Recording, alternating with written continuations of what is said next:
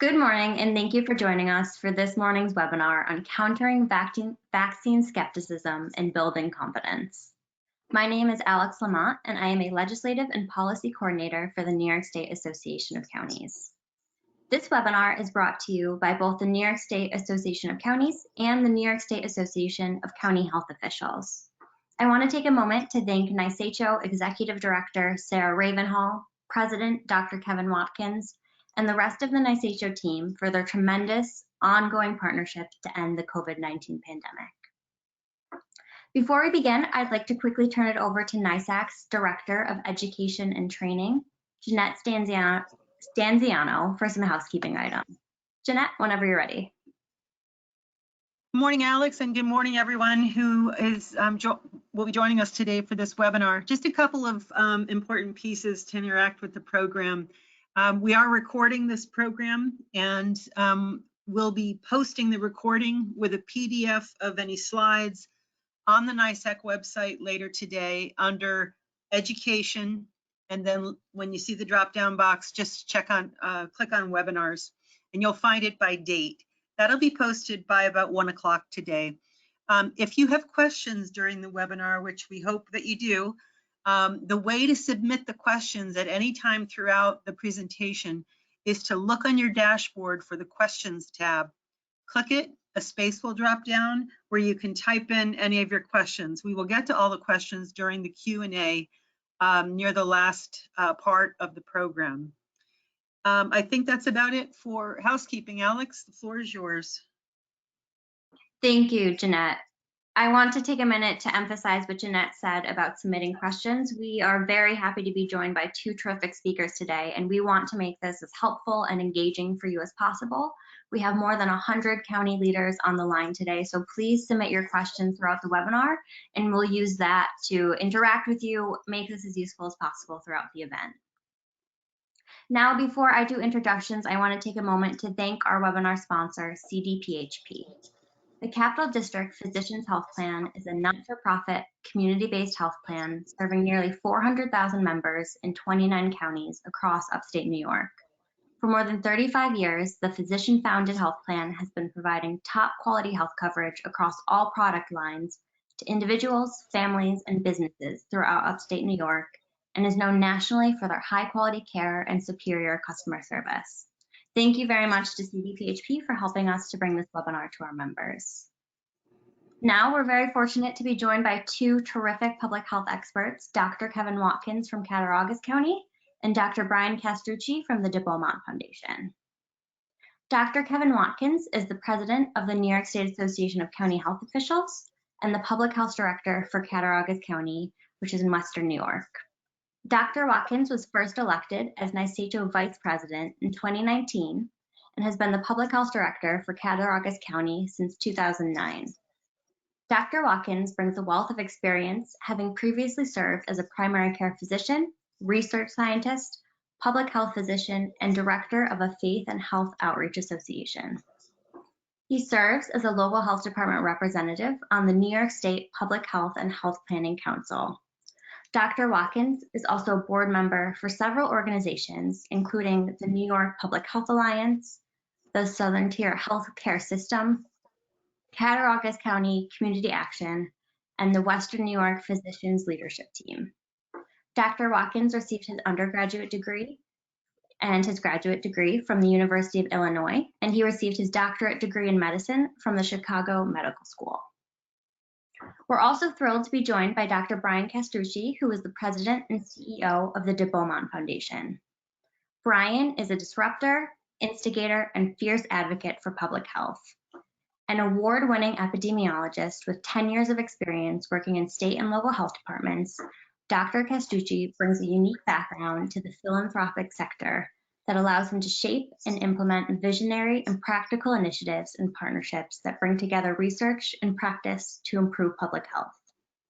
Under his leadership, the de Beaumont Foundation is driving change to improve public health, foster collaboration between public health and primary care, and strengthen the nation's public health infrastructure. Thank you both so much for joining us this morning. We really appreciate you sharing your time and your expertise with us. Without further ado, I'd like to turn it over to Dr. Kevin Watkins from NYCHO in Cattaraugus County to kick us off. Thank you, Alex. Thank you so much for that introduction. Let me start off by talking about the hesitancy of COVID-19. As we know, COVID-19 vaccines has been available to the public since December of 2020. Next slide, Alex. During the initial rollout, there was a huge demand for the vaccine, and due to the lack of the vaccine supply, both the federal government and the states had to initiate priority groups who could receive the vaccine first. Next. The vaccines were developed with unprecedented warp speed, using novel technology that has been contributed to one of the reasons behind the current skepticism of the safety of the vaccine. It is hopeful that since so many people have received the vaccine, that the skepticism would taper down. Unfortunately, due to the cultural norms, some or social influences and political views, long lines and wait lists that we saw in January, February, and March have led to recent short lines of the ability to accept walk-ins and appointments going unfilled. Next slide. Data shows that Black Americans who have been disproportionately impacted by the virus have been vaccinated at rates substantially lower than white Americans, due in many cases to a historically rooted mistrust of the medical system. In addition, a lack of access to medical care for the underserved communities, followed by a lack of relationships with a doctor or a team of healthcare providers, as well as a lack of geographical accessibility to a vaccination site, and even difficulties getting out to work to get vaccinated, all has contributed to increased hesitancy. Next slide. In addition, a high estimated hesitancy rate appeared to be among the younger population. Usually, a decision not to get vaccinated by this population is based on the individual's risk that this population believes they have. The younger population feels invincible and feel that they are less likely to have severe complications from the virus. Hence, 20 to 30% of this population have just no interest in getting vaccinated. Social and political views have played an integral part of the vaccination hesitancy that we're seeing in sectors of our population. Skepticism about the seriousness of the pandemic, low adherence to masking and social distancing, which we know can drive transmissions down, correlates with the lack of recognition of the importance of the vaccine. Next slide. Finally, just as officials were looking to push out how safe and effective the vaccines were to reach these skeptic groups, there was a 2-week pause to review the correlation between the adverse conditions found in 6 women and the Johnson & Johnson vaccine, increasing the skepticism about why one should wait to get vaccinated. Health officials must now be more creative in meeting people where they live, learn, work, worship, and play in order to get vaccinations down or done in high-risk communities. Next slide. Public outreach is now needed, and individual concerns must be addressed in order to reach our goal of vaccinating to 85% of the population, known as herd immunity. Local health departments who initially opened up large vaccine clinics are now making decisions to close these large clinics and pivot to smaller clinics at work sites, schools, churches, and apartment complexes in order to reach those who have not or who have been missed in the larger clinics. So just as COVID-19 is real, so is vaccine hesitancy. And until we can overcome this hesitancy, all of the work that we have put into this fight against COVID-19 may be for naught. Thank you. Thank you, Dr. Watkins, for that introduction and for your leadership over the past year as president of NYCHO. I now want to turn it over to Dr. Brian Kestucci, who is the CEO of the de Beaumont Foundation, who's joining us from Bethesda, Maryland this morning. Thank you for joining us, Brian. Thank you for having me. So I think I'm going to be allowed to share my screen. Yes. Brian, 1 second and I'll have you open No for worries. business here. Okay. So you all who are listening, and this is the one part I don't like about kind of the Zoom format, is that we don't get a chance to interact and talk face to face, because you guys are out there doing the work. Now, what we do at the Beaumont is try to create the tools that can help you do the work. So instead of having kind of a PowerPoint, I want to take you to two important resources, share some data, share some messaging, and then leave hopefully a good amount of time for conversation. Okay, so let's see, hopefully, can you all see the screen? Yes, we can, Brian. Oh, isn't that awesome? Okay, so this is great.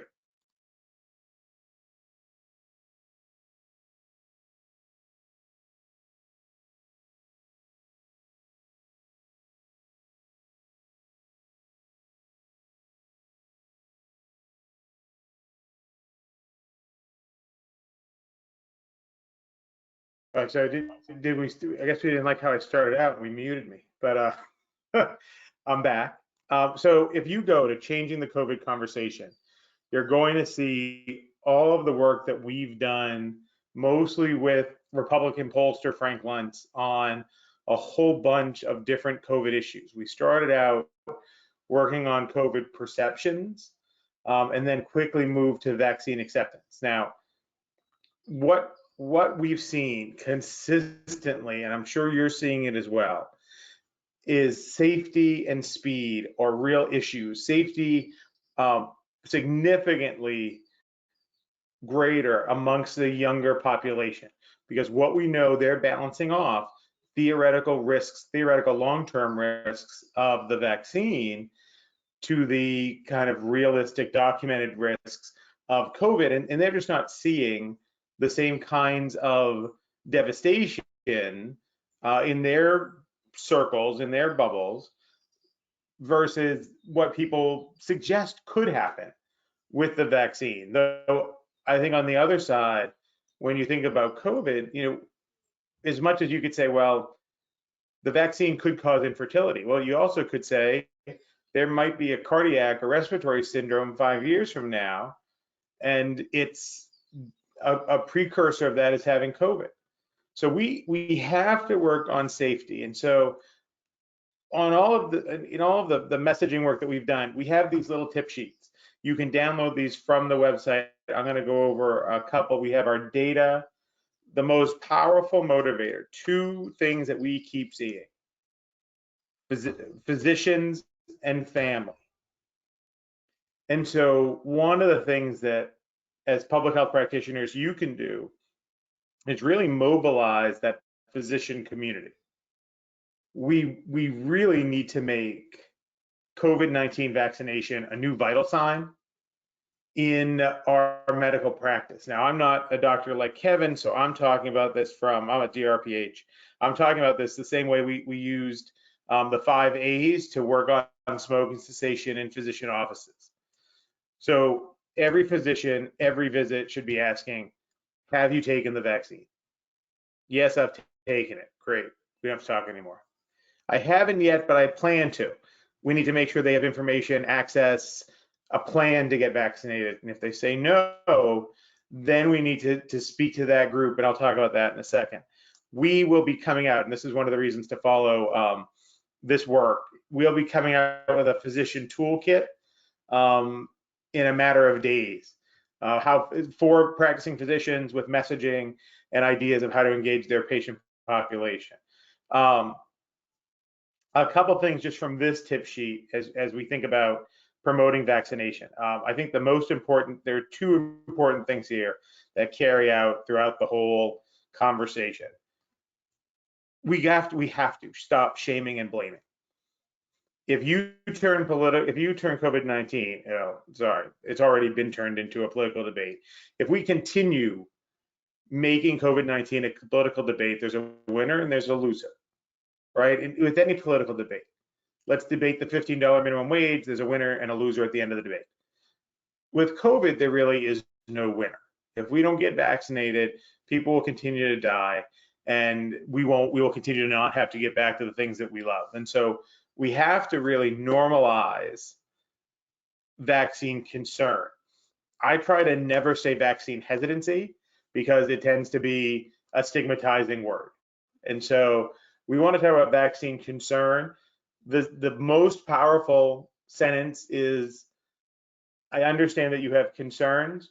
What questions can I answer for you? Ultimately, this is going to be a personal decision, and that should be well known to public health practitioners. Condom use was a personal decision. Choosing whether to smoke is a personal decision. Taking this vaccine is a personal decision, but we're going to do everything we can to try to make sure that people are informed and educated and making the choice that they want to make for them, and not have it be swayed by misinformation and conspiracy theories. The other thing, this is very important when it comes to safety. Tell people that we were able to bring these vaccines to market so quickly because we cut red tape, not corners.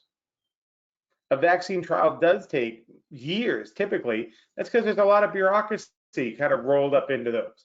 We were moving things quickly, but we cut the red tape. We didn't cut corners. And when you're talking to folks, use the word every. Okay, so every study, every phase, every trial was reviewed by the FDA and an independent safety board. These are facts, right? This is what you need to educate people. Use these terms. We've tested them, they work. So this is one of the available sheets.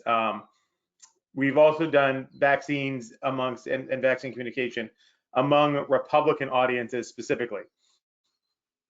This was a focus group that we did that included Chris Christie, former governor of New Jersey, House Minority Leader Kevin McCarthy, Senator Bill Cassidy, and Congressman Brad Wenstrup. Congressman Wenstrup had the unique experience of saving Steve Scalise's life when there was the shooting in Virginia on the baseball field a couple years ago on January 14th. They're also, Senator Cassidy and Senator Wenstrup, Congressman Wenstrup, they're also both physicians. So I thought Senator Cassidy had a great point that really helped with this group. He said, every time you get into your car, you put your seatbelt on. You don't only put your seatbelt on when you know that you're going to be in an accident. And this vaccine is the same way. The consequences of COVID are random. While most people who have died are over a certain age, we can show documented evidence of young people and people who have had their lives, young people as well, have had their lives and the quality of their lives significantly changed by COVID. And so just getting those kinds of metaphors for folk can help move them. Some of the things, these were 5 facts right here that really helped with this group and helped with their hesitancy, their concerns. The vaccines are 95% effective, even more effective than the annual flu vaccine, typically 40 to 60% effective. Enough people get it, we can prevent 100,000 deaths or more. Almost all doctors who've been offered it have taken it. The speed, again, cutting red tape and bureaucracy, not cutting corners. And these phase 3 trials, they had hundreds of, tens of thousands of people in them, and none were hospitalized or died, right? So there are, again, we can go to the tip sheet, continues to give more information. How do we talk to folk? What are some of the tips? As I'm just rolling through, so communications tips here. Be positive, recognize that it's a personal choice. Remember, any suggestion of manipulation or mandate and walls go up that have very little to do with the vaccine and COVID. They are walls that are much more about, ideology, freedom, liberty, et cetera. Government mistrust, And honestly, and I know there are a lot of governmental public health folk on this call, I spent a decade of my career in governmental public health. I have steered to Beaumont to help in governmental public health. I have watched focus groups and seen data where public health is something people really value. You add the word government and it becomes a different thing. And so this may be time for those of us in governmental public health to find other messengers, right? The right messages from the right messengers can save lives. And I think it's other people right now. It's going to be community leaders. It's going to be pastors, physicians, and family. And we need to help get them the right messages so that they can help persuade those to take the vaccine. But again, give them the facts and the freedom to make the choice. Here are our 5 facts. And again, work through this on your own time. There are words that are effective, and then words to not use as much. And so anything, I'll tell you, if you've ever seen from the ad council, the former president's ad, it's all the former presidents telling us to take the vaccine. We tested that ad in a focus group of Trump voters, and it did super badly. It was seen as manipulative, as propaganda. So we got to just keep hitting with the facts, with the information. It's about a personal responsibility, not a national duty. And again, you all can explore these terms so that you can choose, what works for you in your messaging. If you are working with business folk in your communities, what incentives can they give? I think we've all probably heard about the Krispy Kreme donut giveaway, that if you can show your vaccination card, you can get a Krispy Kreme donut. But working with local businesses, people are looking for local leadership. They really are. This is the time of the local health official, right? Not to necessarily be the face, but to be the chief health strategist. This is where that term is going to come into full understanding. Working with your businesses, working with your faith community, getting out there, getting consistent messages across those groups. Messaging is not a term of art. It's not like what interesting message can I come up with today? It says science, right? And so realizing also that not everyone, when we say people are vaccine concerned, I think there are different levels of that. There are those who say, like, I'm not taking it, like, here's this data point on how long do you plan to wait. We do have those folks who say they're waiting more than a year, but most folks are still on that, waiting a month or 2 months. I will tell you, nationally, between March and April, the proportion of Republican voters who said they have been vaccinated, are likely to be vaccinated, or probably will be vaccinated, increased from 59% in March to 71% in April, a 21% increase. So there is a lot of concern, but I think there is some hope there as well. So this is, based on about the virus, what are you more afraid of? Getting the vaccine or getting COVID? Now, for all ages, it's getting COVID, but then watch. For the older group, 69%, they were afraid of getting COVID. It's split among 18 to 49-year-olds. Right, so they're making a risk calculation. We have to help them do that. And again, if you look in small town and rural areas, it's a split. So this is now what we're challenged with, because these folk, the 50-plussers, people with chronic conditions, people for whom mortality from COVID was more likely, they've gotten vaccinated. I think I've heard data points that 80% of those at greatest risk have been vaccinated, and that's good. But now we're changing into a different time in this vaccination effort. And in this moment, we have to think about reaching younger people and people for whom this just isn't as threatening to them. So again, this is here, just tons of good information and data that we try to put out. What would motivate you to get the vaccine most? And you look at this big difference between the ages. If I had more data about long-term side effects, if getting vaccinated is the only way I get back to living my life. So living my life, 50 plus crowd, that was the most common response. The 18 to 49-year-old crowd, it's wanting information about long-term side effects. This is challenging for us because we don't necessarily have that data. But we can say we've had all of these people who have had this vaccine, and we've had very few side effects. We're going to talk about the J&J thing in a minute. And honestly, we don't know the long-term side effects of COVID. You know, we don't know if it's totally gone once you're done with it. It could have other issues. But, you know, I don't want to get into a make-believe debate with conspiracy theorists.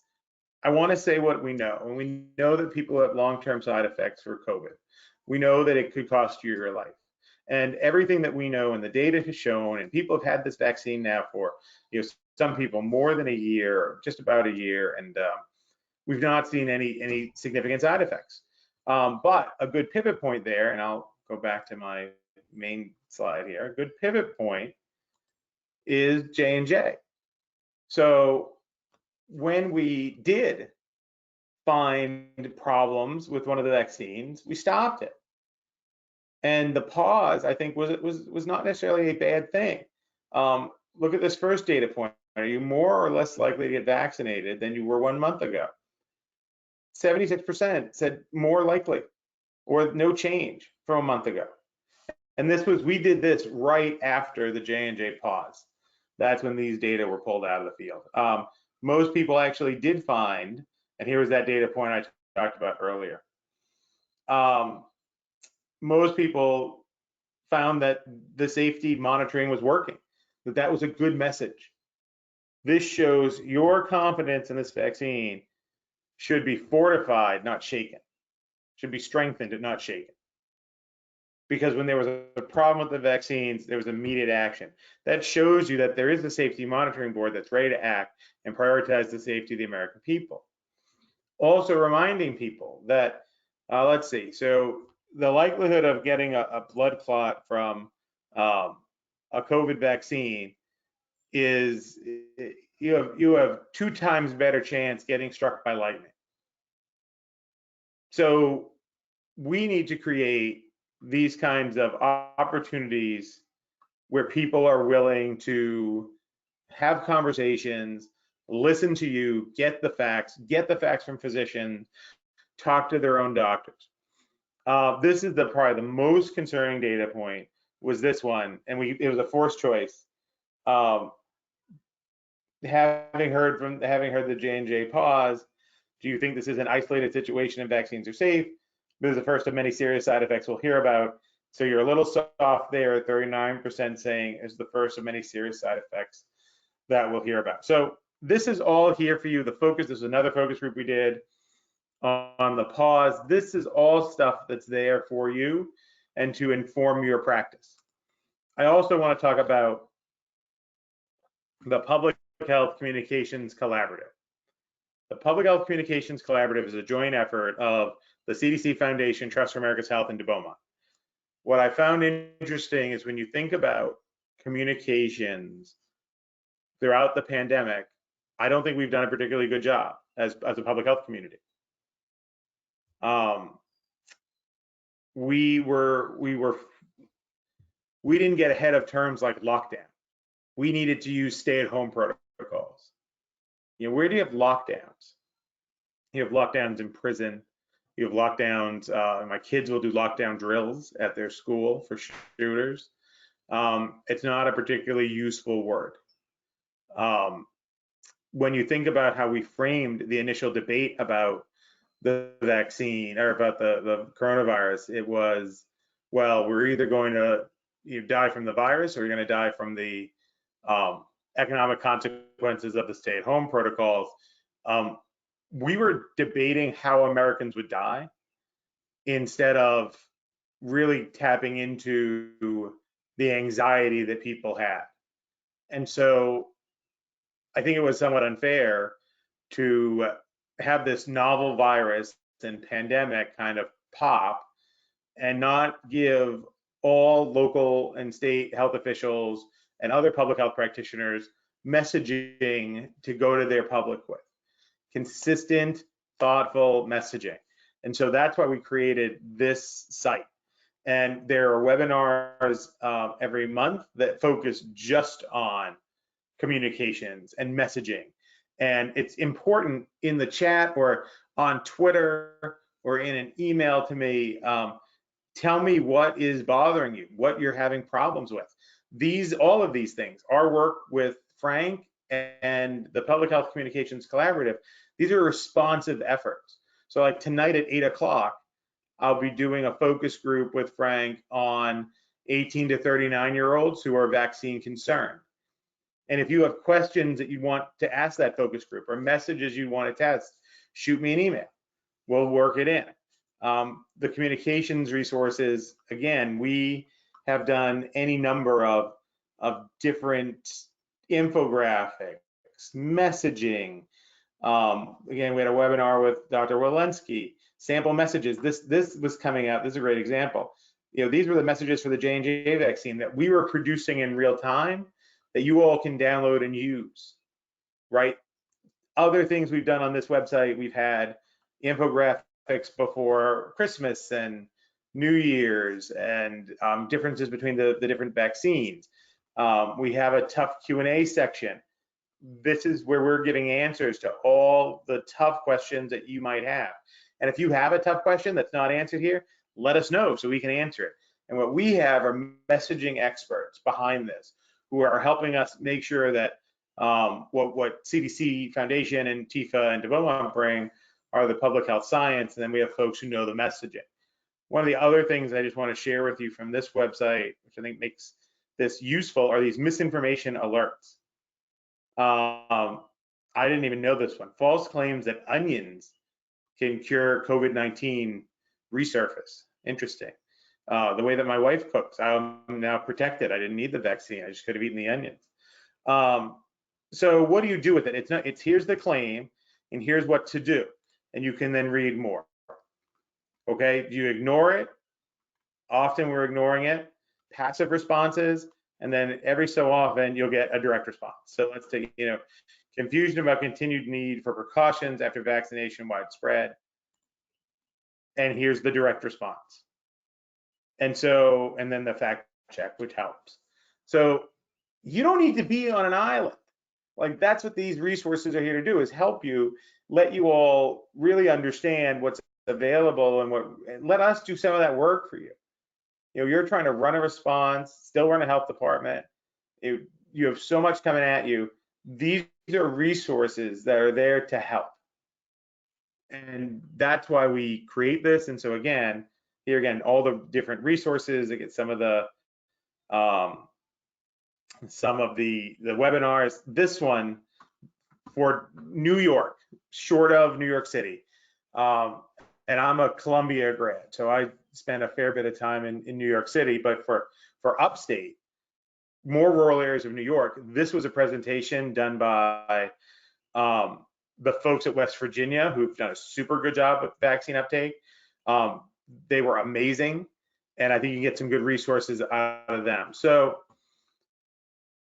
I fully understand that having someone come and talk to frontline workers about what's happening with the vaccine and the rollout is challenging, right? I'm always afraid I'm going to end up looking like, if you're a Marvel fan, and if you're not, you need to rethink your life. If you're a Marvel fan and you watch like the first Captain America movie, the Captain America, the First Avenger, it's a time where he goes out to the front line and they just throw tomatoes at him because he's not really doing the work. And so, I'm not there on the front line. And what I want to do, our contribution as de Beaumont, is to make sure that you have the resources and the tools that you need. So if there are data questions that you have, if there are polling questions you'd love to see the answers to, if there are communications, messaging questions you have, engage with us on this, because we will get answers back to you. Okay, we are doing this to be responsive and to help. So I think that shows you at least 2 really good resources that are available on the web, and hopefully starts a dialogue for other questions that come up. But with that, I just want to open it up to conversation so that we can see, what folks need. Thank you, Brian. That was really excellent. We really appreciate you sharing all of these resources with our members. This webinar recording is going to be on our website, so you can go back this afternoon and visit all of these great links that Brian highlighted in his presentation. As he said, we reserve the rest of this session for taking your questions, so please type them into the question panel of the webinar dashboard. I'm going to try to refrain in reading your questions from using the word vaccine hesitancy and going to try to use vaccine concern instead, so bear with me as I read these questions.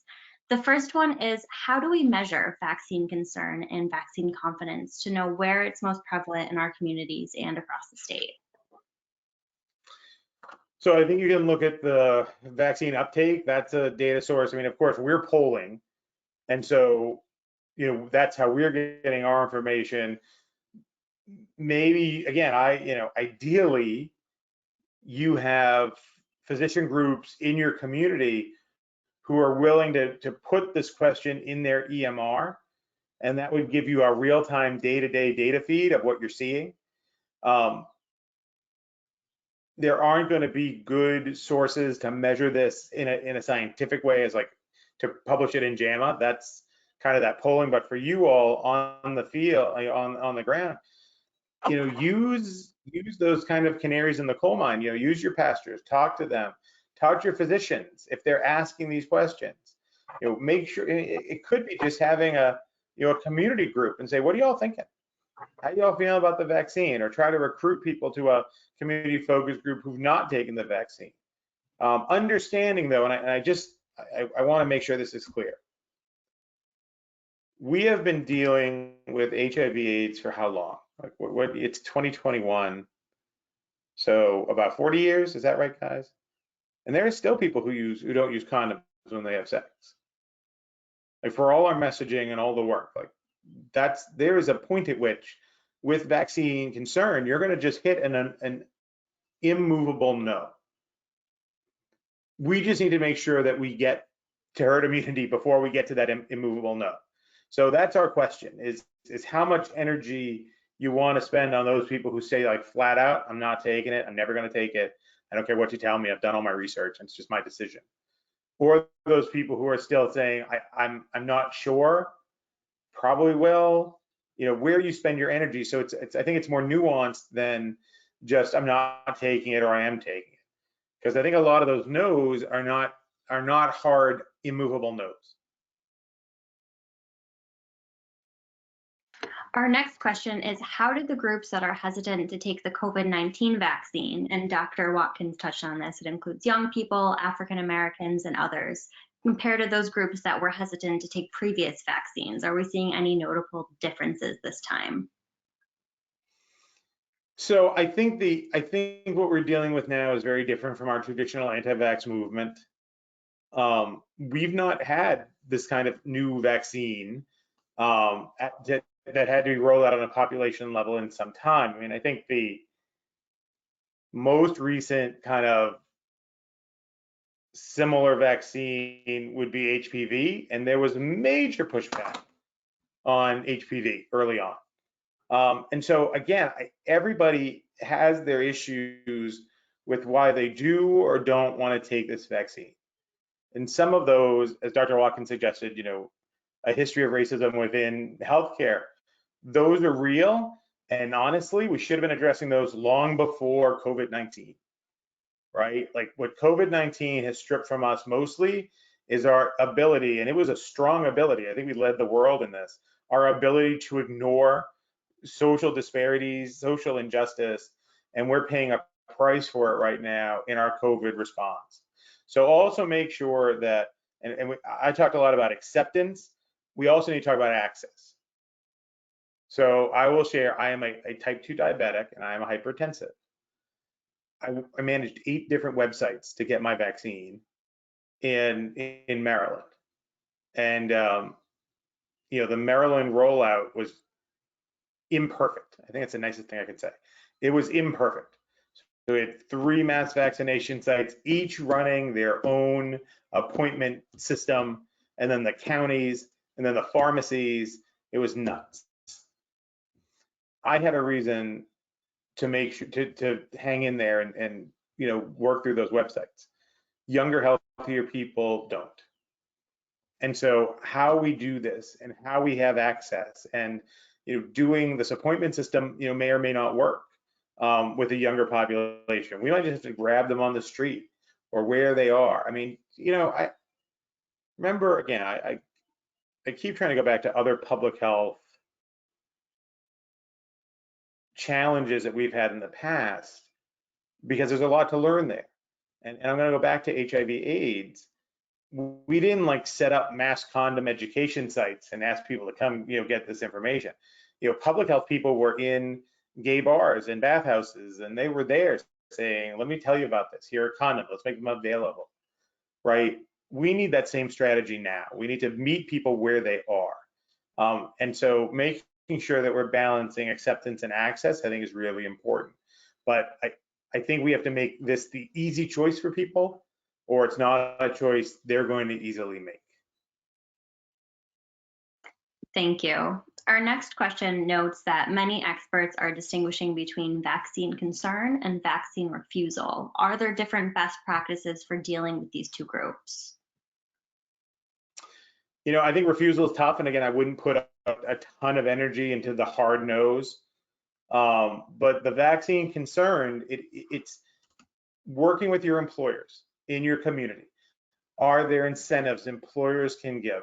We've seen things like, 4 hours off or other ideas, on the employer front that can help incentivize vaccination. Please do not ask any employers to mandate vaccination. I think that will backfire. And I think it'll devolve back into that political debate. Making sure that, again, local employers are willing to maybe do some public incentives. Create spaces where people can ask questions without judgment or ridicule, right? So everybody on this call looks at that statement that I think there's a microchip in this vaccine, and that's how, now they're going to track us. Now, we all look at that and we go, that's not correct. And how could anyone believe that? But people do. So we have to create safe spaces with trusted messengers to have that conversation. I've heard, we're hearing repeatedly that there's this infertility rumor is out there and is strong, and it is influencing people. Young women are some of the more vaccine concern that I'm seeing in the data. But have people, get that physician group, get your physicians in your community mobilizing. Think of the things that you tell your physician that you tell no one else. And so they're positioned to really be strong advocates for us as we're rolling out the vaccine, but it's got to be fact-based. And so if you're putting out messaging that doesn't have facts in it, then I would encourage you to rethink that messaging. Our next question segues nicely from this discussion of physicians being trusted messengers in our communities. Who are other best messengers for these messages to try to instill vaccine confidence? So everything that we've polled, physicians are winning big time. But listen, everybody who wants to give positive messaging around the vaccine, I welcome to the conversation. So we've said that we had a data point that asked, would you want to hear from President Trump or from your doctor? And this was in our GOP focus group. Do you want to hear from President Trump or do you want to hear from your doctor when it comes to the vaccine? And 81% said they want to hear from their doctor. That doesn't mean that no one wants to hear it. They don't also want to hear from President Trump. And if President Trump called me and said, I'm ready to do a vaccine ad and I think this is the right thing to do, I would fly to Mar-a-Lago and I would talk to him about it. Okay, and there's probably some people on the call going, my wife would be, she can hear me usually upstairs. She's probably thinking, yeah, no, don't do that. But that's, I'm very much a public health purist. And anyone who can help us get the facts to convince even one additional person to get this vaccine, it's worth the effort. All right, so, organize something across all of your pastors where they're talking strongly. I mean, saving 100,000 lives. really aligns nicely with faith community values. And you can't practice your faith if you're not healthy. So those messages should be coming from places of worship consistently, your doctors, anyone who's willing to talk about it and to share facts, I think can help your vaccine, even your mayor. There's been a lot of mayors who have been recording messages about COVID vaccine vaccination. We just worked with 10 or 11 congressional Republicans who also happen to be physicians and pharmacists and dentists on a viral PSA, something for their own social sites. The first thing they said was, as a doctor, I've made the decision to get the COVID-19 vaccine. I have the facts, and I think it's the right choice to make. Then we go through a whole bunch of facts, and at the end of the script, they say, while I'm a doctor, I'm also a Republican member of Congress. So I don't think there's one kind of like golden person or golden message or that's going to, crack this hesitancy problem, this concern problem. We, the collective we, not public health, have politicized the public health problem. And when you politicize a public health problem, it makes the pandemic go on longer. But those are the cards we've been dealt. And I had a reporter ask me, isn't this a daunting task? And I'm, for you all, for the 107 who are here listening, y'all have done this work for a long time. And right darn well, if you're not up for daunting tasks, you've picked the wrong profession.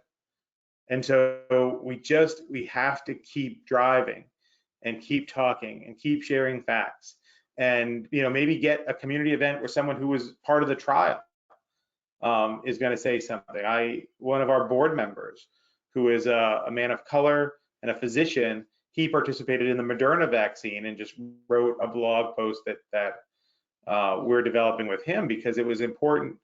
He wanted people to hear, I took this and I've had no side effects, and it's been now almost a year. And I think we have to keep messaging, because misinformation will fill any silence that we leave. And they have so much more to pick from than we do. The truth is a very narrow lane at the end of the day. Misinformation, you can drive a truck through that. I legitimately saw, I did not watch this last night. There was I think it was a CNN story about someone actually talking about the zombie apocalypse side effect of the vaccine. Let's talk about that, right? Why now? Why do you think this vaccine? We've had this whole history of vaccines. No one's ever turned into a zombie, like in real life. So I think we have to be so simple. I'm going to give you Frank Luntz's 3 things about messaging. I'm an epidemiologist, guys. I'm a scientist. I'm a public health practitioner. I've learned more from this guy about messaging in 6 months. I should get some sort of degree from him. Simple, relatable, repeatable. That's what the messaging has to be. And I would argue that we are probably, and you all can disagree, and please feel free to disagree on Twitter. You can come reach me on email, but you can also reach me on Twitter. I'm at Brian C. Castrucci, and I float around Twitter most of the time, and I actually respond to folks. And you can debate this with me. I'm happy to debate it. Our messages are rarely simple, relatable, and repeatable when it comes to public health. And those that are, those are the ones that have worked. And so this is where we needed better messaging when it came to COVID-19. I would even argue that the ad councils, it's up to you, wasn't ideal, because it's really not 100% up to you. Because if you don't have a way to get the vaccine because of access, that might have been a message that wasn't ideal. So, you guys know your communities, and who are the leaders, and also watch social media sites. Who are the micro influencers in your community? There was a brilliant study done by Public Good Project a couple years ago, and they're in New York City, that looked at flu vaccine campaigns from CDC versus flu vaccination messages from micro-influencers. The micro-influencers did really well. So who are the big influencers in your community, right? Get to those folks, talk to them, see if you can get them to help you in your cause. We have about 5 or 10 minutes left to continue taking your questions, so please type them into the control panel. There's a sections tab on the control panel that says questions. We're happy to take them. But that's not totally true, because we have a whole lifetime to reach out to the Public Health Communication Collaborative, send emails, engage on Twitter. This is a first date. This isn't, a one time. So if you don't have a question, or you always get that question 10 minutes after, reach out to us. This is what this is how we are supporting the workforce. So reach out, talk to us. We just have time in this little engagement, but please do not limit questions to just this webinar. Very true. Thank you, Brian, and thank you for continuing to engage with our membership. We really appreciate all the time you shared with us this morning and the continued partnership we're going to be able to have here.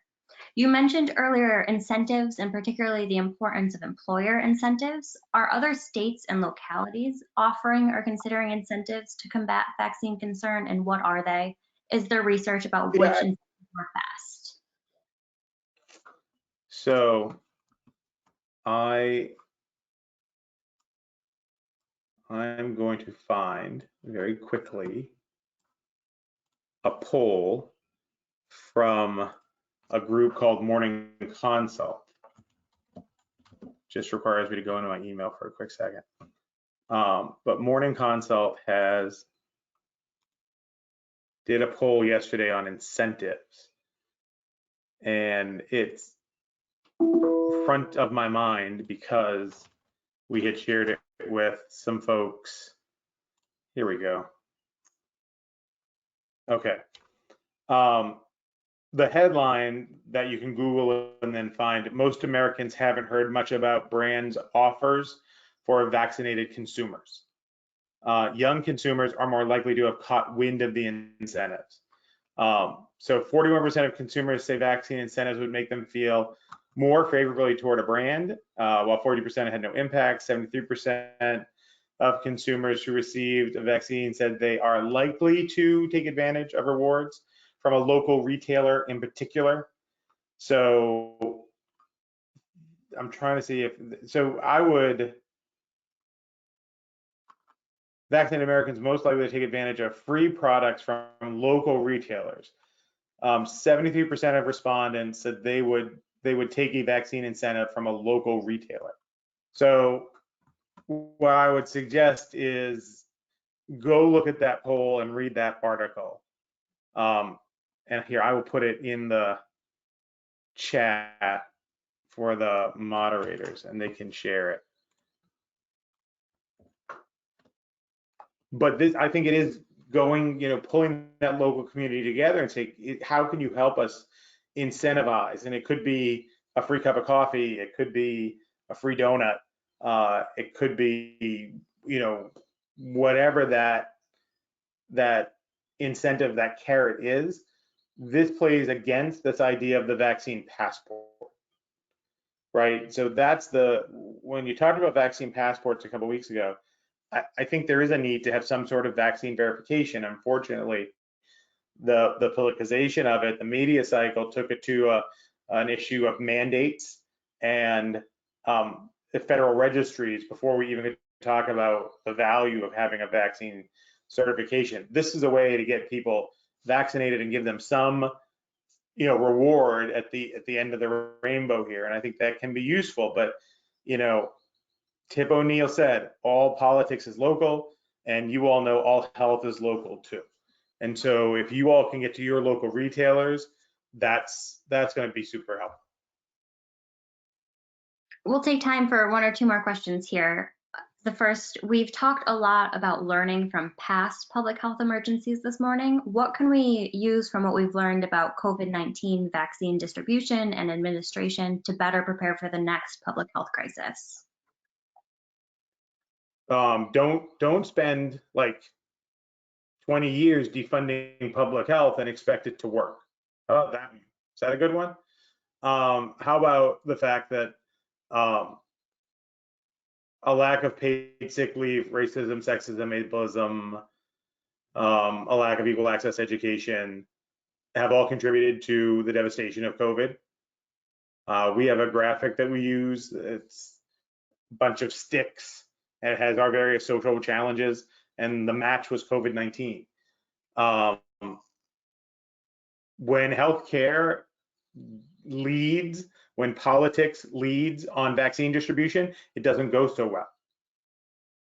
So, I mean, those are the messages for me. The vaccine, we were doing all of this work on vaccine acceptance, and behind that was just a jacked up vaccine distribution effort in many states that didn't focus on equity, that didn't think about, well, how will anyone get to the mass vaccination sites? And if it's a drive up site, then you really kind of need a car to drive up. You know, a couple places in Philadelphia, I remember seeing this story. There were some doctors who just started a 24-hour walk-up site without, you know, just come on in, get your vaccine. That's the way to go. We know how to do this work, but unfortunately, we starved public health for resources. And if we learn anything from COVID, it's that the future safety, security, and economic prosperity of our nation is dependent on us rebuilding our public health system. And if we choose not to do that, then we do that at our own peril. And we've known this for a long time in public health. But we need to start speaking loudly. This idea of public health being the silent soldier there to help when needed, that doesn't work. No one goes to see a movie that's never been marketed, right? You go to see movies that you've heard about. We have to become Avengers Endgame, not some esoteric Oscar-nominated film. And that might sound harsh, but you know, our job is to protect this nation. And we spend $700 billion on defense every year. But there's not one single foreign nation that's taken 550,000 American lives on American soil, and also closed 100,000 businesses. But that's where we invest. We've been investing for a coming war. It's just been the wrong war. And if we don't figure that out, if we don't close the vulnerabilities that made it so easy for COVID to devastate our nation, then we are just at risk. And everybody on this call knows this won't be the last pandemic. And while the mortality rate has been low, it has not been inconsequential. I don't want to be around to play this out again at a 5, 10, or 15% mortality rate. So we have to start, and listen, I'm not saying to you guys, go to your city council and start, you know, or your county commission and start talking about that we need public health funding. You send your largest employer. You send the 3 top employers in your county to go talk to your city council and say, don't you dare cut public health again. And we need public health like we need roads, or otherwise, you know, we can't have a future here economically. That will get city councils to move. That will move politicians. And anyone who thinks that this is not, that public health is not political, anytime you are working on the distribution of scarce resources, it's political. And that's where we are now, guys. And so I hope that's helpful, but I mean, it really is mobilizing your assets in your community. But right now, everybody should get just how important public health is. Those are some great takeaways, and I think that everybody on this webinar would agree with you about the importance of fully funding our local public health. So thank you for that message. To conclude and to crystallize all of the really helpful information we've learned this morning, what are your key take-home messages for local leaders? Facts. Don't blame and shame. Create places for people to ask questions. Ultimately, it is going to be their choice. Make, just like choosing to smoke, just like wearing a condom, use the same strategies, get them the information they need, give them the freedom to make the choice. And that's the best we can do. And we are fighting against a plethora of misinformation. Be simple, relatable, and repeatable. And don't let this be the only time you hear from me. We are here to help. I'm probably flying to South Texas soon based on a BBC interview I did yesterday with a pastor who was vaccine concerned. And I said, listen, I'll fly down to Texas and we'll sit and we'll talk about it. Let's have dialogue and discussion, not debate. So that's what I leave you guys with. And I hope we talk more. Thank you. I want to extend our sincerest thanks from the entire NISAC and NISHO team to Dr. Kevin Watkins from Cattaraugus County and Dr. Brian Castucci from the Jill Beaumont Foundation for joining us this morning. Thank you again to our sponsor, CDPHP. We hope you can join us for our next webinar, which is an Albany update that will be on May 3rd at 10 a.m. Thank you all for your time this morning and for the great work you continue to do in our communities. Take care. Thank you.